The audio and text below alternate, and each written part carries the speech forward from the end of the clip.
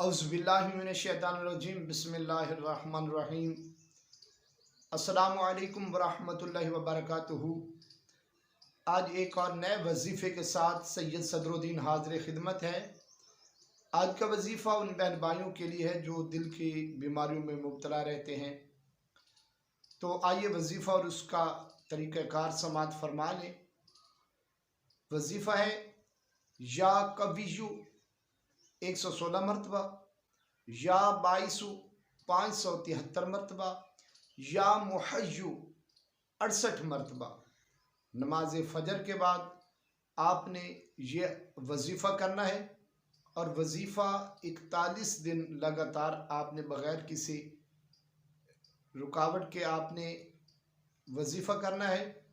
और इस दौरान एक मरतबा आप यही वजीफ़ा आब ज़मज़म शरीफ के पानी के ऊपर दम करके ख़ुद ही पिए।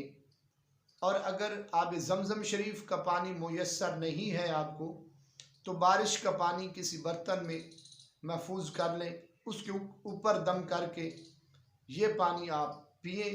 इंशाअल्लाह अगर अल्लाह ने चाहा तो आपको ज़रूर शिफा होगी, दिल की बीमारियां दूर होंगी, घबराहट भी नहीं होगी, हार्ट अटैक भी इंशाअल्लाह कभी नहीं होगा।